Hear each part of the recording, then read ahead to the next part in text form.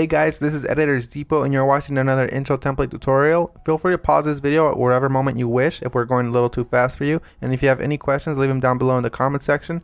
We always reply to every single comment, and if we're away for a minute, just go ahead and comment down below and there's very friendly people that will help you, guaranteed. It's important to remember that this is a pre-made tutorial that we've carefully selected and approved because we noticed that it works the exact same way. If you have any questions, comments, or it's just not working for you, just leave a comment down below and we'll get back to you, guaranteed. Now this tutorial requires both Adobe After Effects and Cinema 4D. You will absolutely require them. If you do not have them, go ahead and visit EditorsDepot.com. We can do any template customization at very affordable prices. Just feel free to select the template you wish and check out with it and detail everything you want on the template. Now that that's out of the way, all you're going to want to do is open up the Cinema 4D file. So here it is, and we already have it open, so we're going to go ahead and bring it up. And as you can tell, everything is ready to go. All you have to do is replace the text, render, and you're done. Except one little thing, there's sometimes problems that come up with the templates, and I'm going to go ahead and cover them here. Sometimes the audio will be included, and you don't have to worry a bit about that. As you can tell on this template, the audio is included. It's not a problem at all, and sometimes the font is not included. If it's not, all you want to do is of course look for the text layers. They will look a little like this. Select it, and then hit font, and select any font you wish. You can visit designerdepot.net for any font you wish. The first thing you want to do is of course modify one of the text layers. So here it says your. I'm going to go ahead and hover the text after I select it and replace it with editors. I'm going to do the same thing for the second layer behind that one. I'm going to hover the text and write editors. Now that that's done, I'm going to go ahead and render preview. And as you can see, it says editors, everything is 100% fine. You do the exact same thing for the bottom layers. I selected both at the same time. I'm going to replace it with Depot. Once I go ahead and render preview, it looks amazing and I'm happy with it.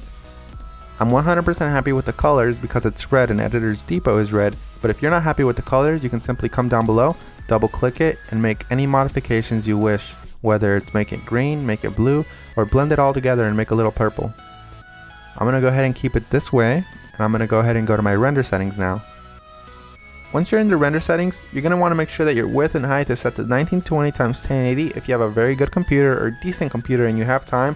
If you have a slow computer and you probably don't have that much time, you make sure you set it 1280 by 720. You want to make sure you tick all frames, and then you go to save.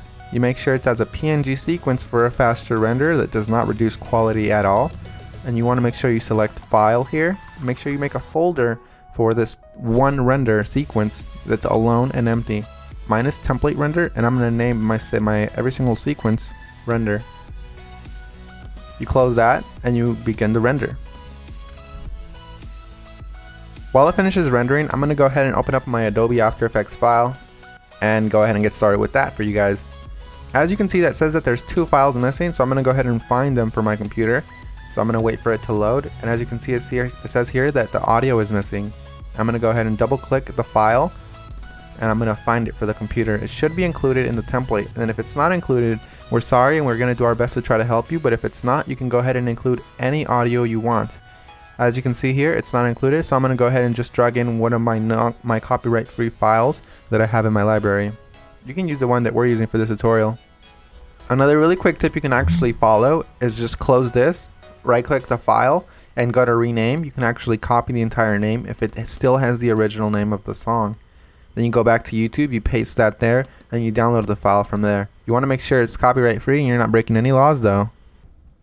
Once you've gone ahead and replaced your song, you're going to want to go ahead and replace the other thing that was missing, which is of course the PNG sequence. It might be a PNG file, .png, or it might be an MP4 file, or anything within those regards, like QuickTime for example. You're going to go ahead and double click it and replace it with your render sequence. I'm going to select the first frame, scroll all the way down just to be safe, and select the last frame. You want to make sure you do the same thing, all while holding shift, so it selects every single one. You make sure you tick on sequence here where it says PNG sequence. You should have that option for Windows as well. You hit open and it will import every single one and it'll make it look like a video. That makes your render much faster and it looks the exact same. So we're 100% done. Assuming you have every single one of the plugins required, you're 100% done, and if you don't, you're going to have a black screen similar to this. But if you do have a black screen similar to this, you're going to just want to make sure you troubleshoot it by turning off or turning back on whatever adjustment layers might be messing up your entire video. As you can see here, all of the adjustment layers, one of them within these messed up the entire render, so I'm going to go ahead and turn them on one by one. That one's fine, that one's fine. Oh, this one's the problem here. So you make sure you turn them back on and you're done. So I had one layer that messed everything up, and that's because I do not have the correct plugin. You want to make sure you fix that, and you want to make sure you don't run into that problem again. And finish the composition by adding it to the media encoder queue. That pretty much summarizes our video, guys. I hope you all enjoyed it, and if you did, remember, drop a thumbs up if you liked it. Drop a thumbs up if you are a fan of us and you like what we're doing. And guys, we really appreciate every single one of you from the bottom of our hearts. We really appreciate every single one of you guys, whether you're liking this video, disliking, or you just left and you didn't even watch this tutorial, guys. Hope you all have an amazing day, and as always, this is Maurice. Visit EditorsDepot.com for any customization of templates, and have an amazing day. Take care, guys.